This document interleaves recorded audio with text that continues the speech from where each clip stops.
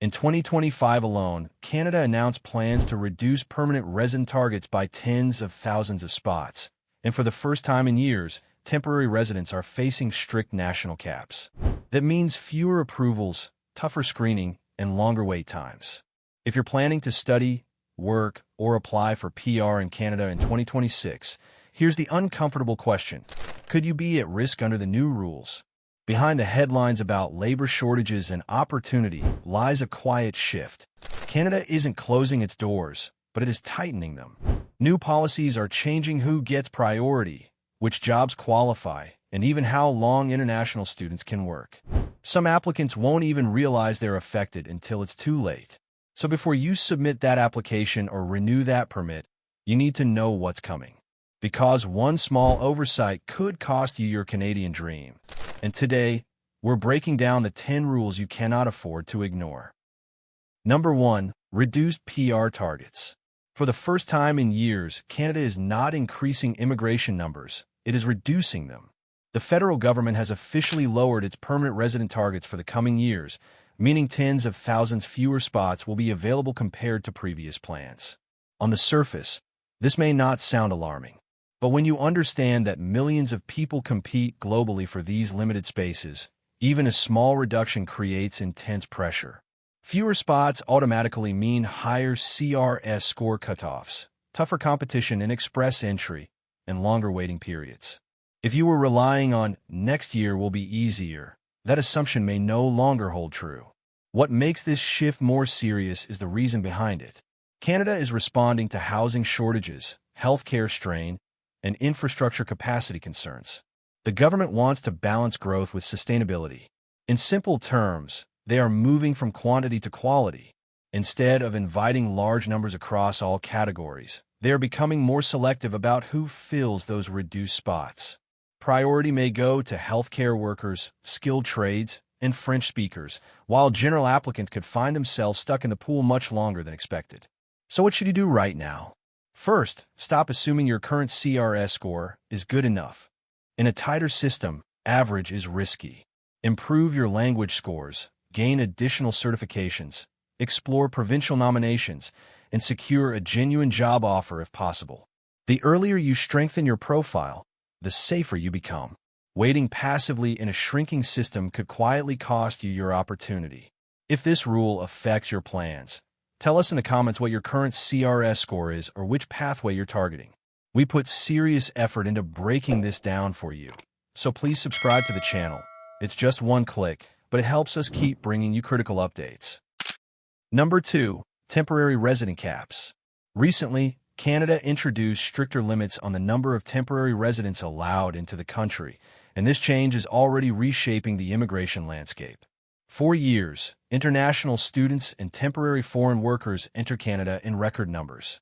Now, the government has placed a national cap on study permits and is tightening control over temporary work permits. This means approvals are no longer just about meeting eligibility criteria, they're also about whether there is still room within the quota. Even strong applications can face delays or refusals simply because the yearly limit has been reached. At the same time, provinces are being assigned specific allocations, and once those spots are filled, institutions and employers cannot exceed them. Larger provinces that traditionally attract high numbers of newcomers may hit their limits faster than expected. As a result, applicants targeting popular destinations could face tougher competition compared to those considering smaller or less crowded provinces. This shift is not random. It is part of Canada's broader effort to manage housing demand, public services, and labor market balance. The system is becoming more controlled, and timing now matters more than ever before. Most importantly, applicants must plan strategically instead of emotionally. Research which provinces still have available allocations, apply early in the cycle, and ensure your documents are flawless to avoid processing delays. Waiting until the last minute could mean missing the quota entirely. In a capped system, preparation and speed can determine success or rejection. Are you planning to study or work in a high-demand province?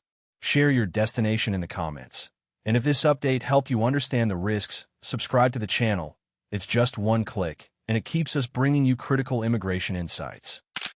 Number 3. Stricter study permit approvals. Over the past year, Canada has quietly increased scrutiny on study permit applications, and 2026 is expected to be even tougher.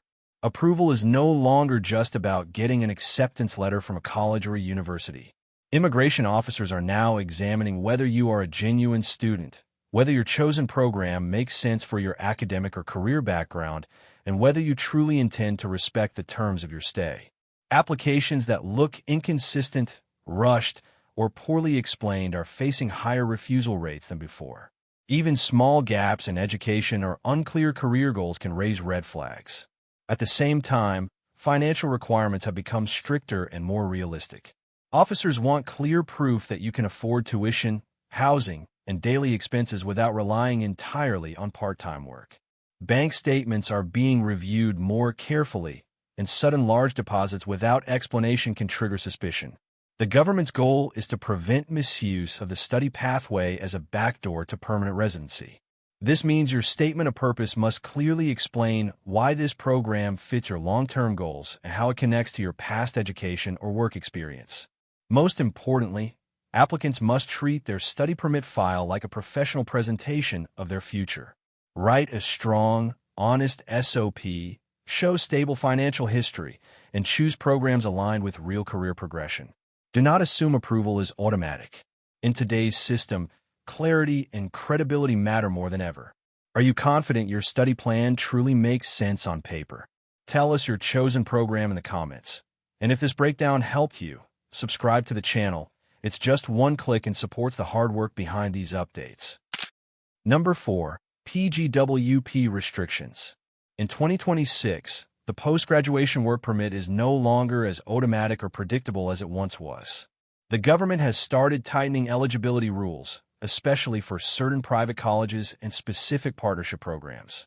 Some institutions that previously attracted thousands of international students may no longer qualify for PGWP benefits. That means students investing significant money into tuition could graduate and suddenly discover they are not eligible for an open work permit. This shift is designed to ensure that work permits are aligned with quality education and real labor market needs, not just enrollment numbers. At the same time, field of study alignment is becoming more important. Canada is increasingly favoring graduates from programs tied to labor shortages such as healthcare, skilled trades, engineering, and technology.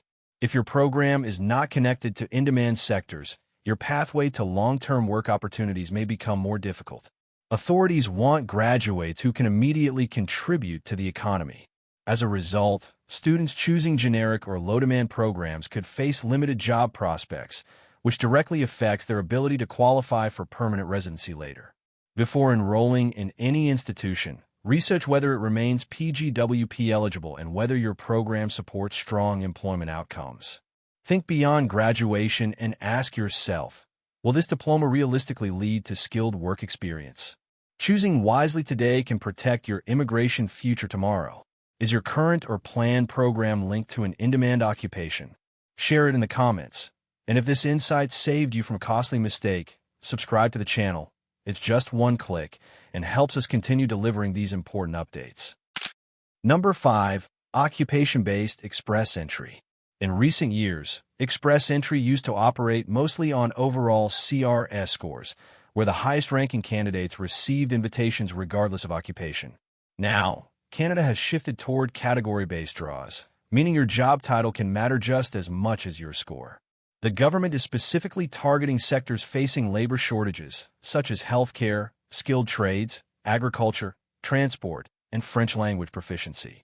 If your occupation falls within one of these priority groups, your chances may improve significantly.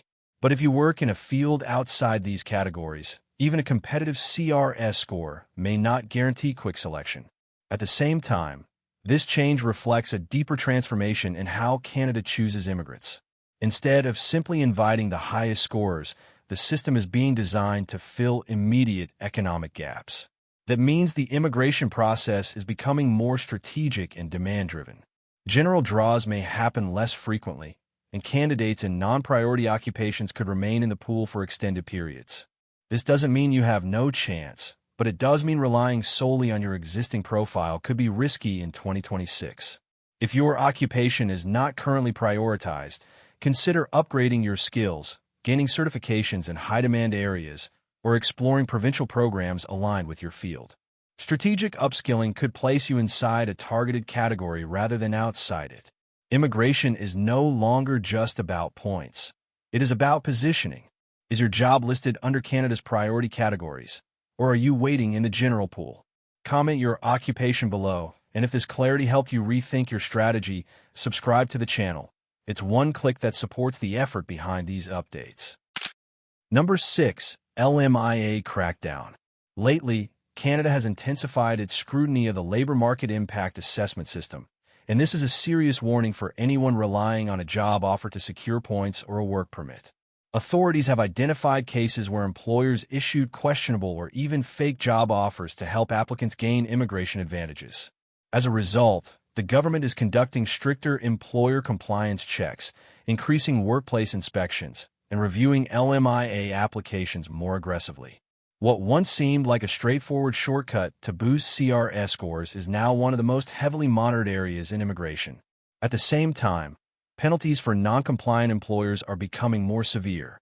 Companies found violating LMIA conditions may face heavy fines, bans from hiring foreign workers, and public listing on non-compliance registries.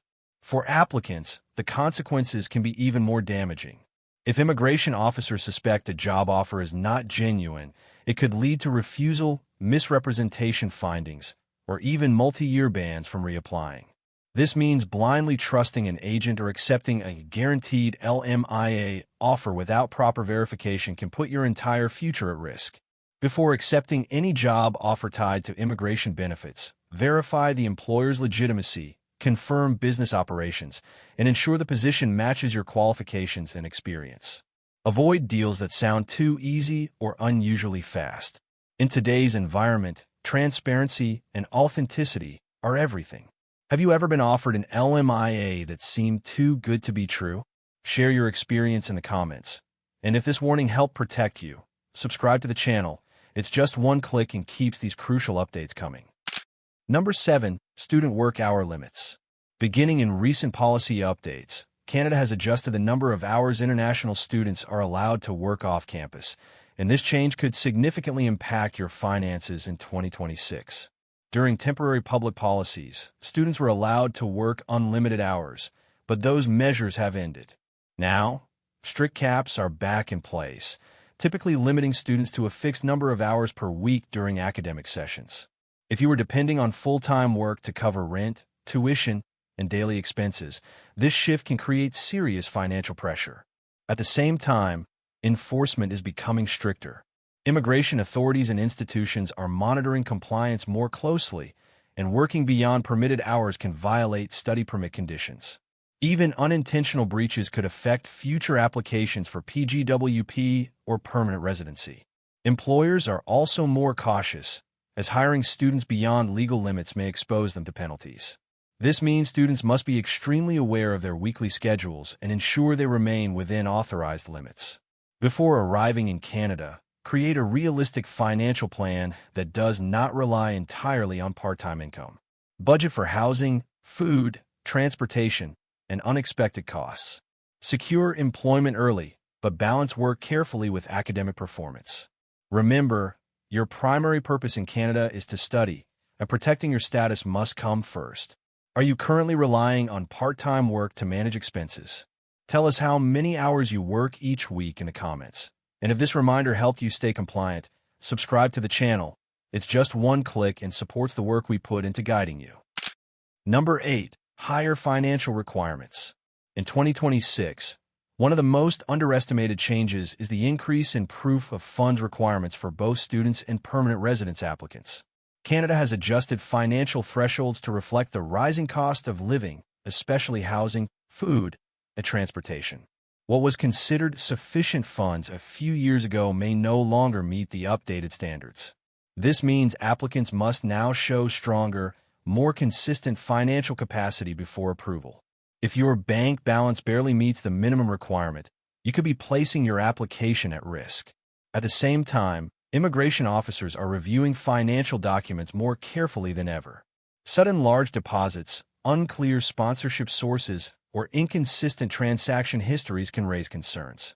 Authorities want to ensure that newcomers can realistically support themselves without facing financial hardship shortly after arrival.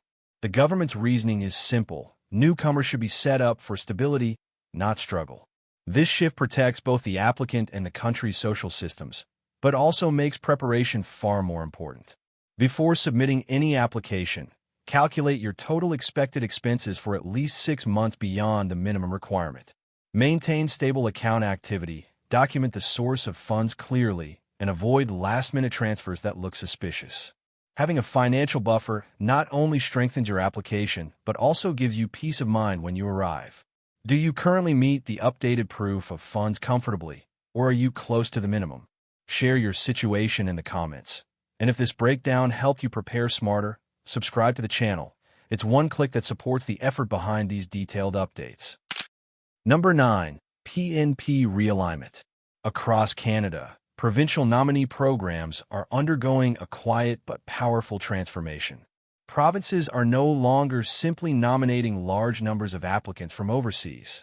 Instead, many are prioritizing candidates who are already living and working within their borders. That means international graduates, temporary foreign workers, and individuals with local job offers are moving to the front of the line. If you were planning to apply directly from outside Canada without any provincial ties, your pathway may now be more competitive than before. At the same time, several provinces are restructuring or even pausing certain streams to better match local labor shortages. Occupations that were once eligible may disappear from a list, while new priority sectors are introduced without much notice. Provinces are focusing on healthcare, skilled trades, construction, and essential services to address immediate economic needs. This realignment reflects a shift toward retention. Provinces want newcomers who are already contributing locally and are more likely to stay long-term. Before relying on a PNP pathway, study the specific criteria of your target province carefully and monitor updates frequently. Consider gaining Canadian work experience or pursuing education within the province to strengthen your eligibility. Flexibility is now an advantage. Being open to different provinces could significantly improve your chances. Are you targeting a specific province for nomination? Comment which one and why. And if this insight helped you rethink your strategy, subscribe to the channel. It's just one click and supports the work we put into these detailed immigration updates. Number 10. Stronger enforcement and removals. Quietly but firmly, Canada is strengthening enforcement measures for those who fall out of status or violate immigration conditions.